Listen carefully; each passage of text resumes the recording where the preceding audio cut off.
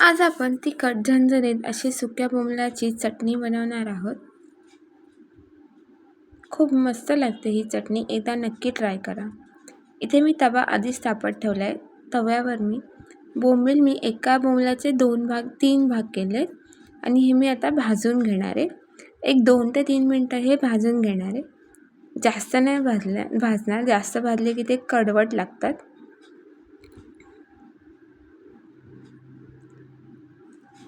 2 ते 3 मिनटं भाजल्यानंतर मी ह्याला थोडंसं पाण्यात घालणार आहे आणि 2 ते 3 पाण्याने स्वच्छ धुवून घेणार आहे. 2 ते 3 आधी थंड करून घेते आणि मग ते स्वच्छ पाण्याने धुवून घेते. त्याच्यानंतर मी त्याच तव्यावर 15 ते 20 लसणाच्या पाकळ्या, 7 ते 8 हिरव्या मिरच्या घेतल्या आहेत. आता हिरव्या मिरच्या आणि लसूण आपल्याला 2 ते 3 मिनटं परतून घ्यायचं आहे. तोंडी लावण्यासाठी ही चटणी नक्की छान लागते. मिरच्या आणि लसूण आपण परतून घेणार आहोत.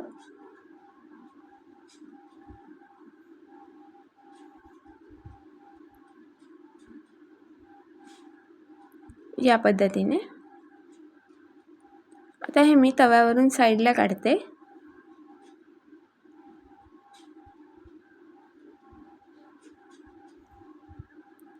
आणि हे गार करायसाठी बाजूला ठेवणार आहे. आता मी बोंबील पाण्यामध्ये धुवून घेणार आहे.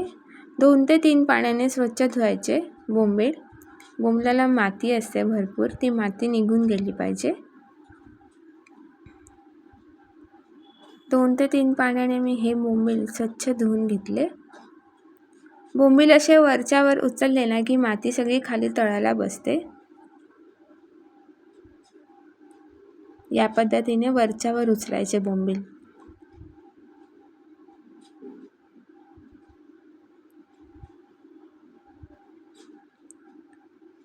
पुन्हा त्याच तव्यावर मी बोंबील भाजून घेणार आहे.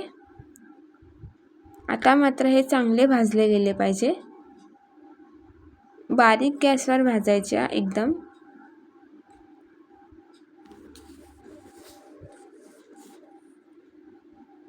थोडंसं तेल टाकलंय. तुम्ही तुमच्या आवडीनुसार तेलाचं प्रमाण कमी अधिक करू शकता.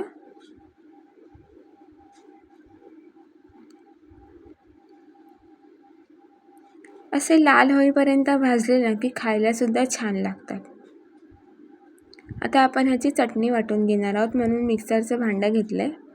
मिक्सरच्या भांड्यामध्ये लसूण, हिरवी मिरची, कोथिंबीर, मीठ, थोडंसं पाव चमचा जिरं आणि भाजलेला सगळा बोंबील घालणार आहे. मिठाचं प्रमाण तुम्ही तुमच्या आवडीनुसार कमी अधिक करू शकता. चवीपुरतं मीठ घेतलंय मी. पाव चमचा जिरं घेतलंय आणि भाजलेले बोंबील घेतले. याची अगदी बारीक नाही, पण आपल्याला अशी भरड करायची आहे. तुम्हाला बारीक आवडायचं असेल तर तुम्ही बारीक वाटू शकता. मी इथे ह्याची भरड काढणार आहे. ऑन ऑफ करत फिरवायचं आपल्याला. बघू शकता या पद्धतीने मी चटणी बनवून घेतली आहे.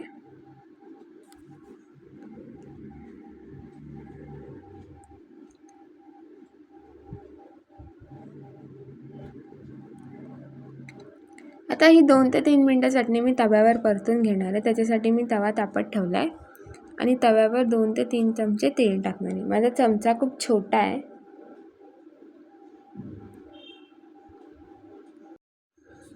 मिक्सरच्या भांड्यातून चटणी तव्यावर काढून घेते आणि 2 ते 3 मिनटं याला चांगलं परतून घेते.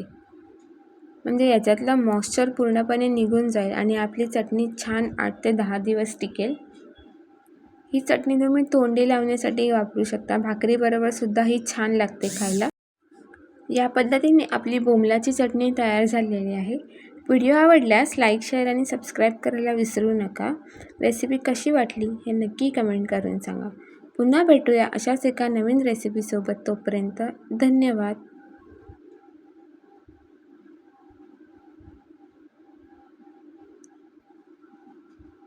व्हिडिओ आवडल्यास चॅनलला नक्की सबस्क्राईब करा. थँक्यू.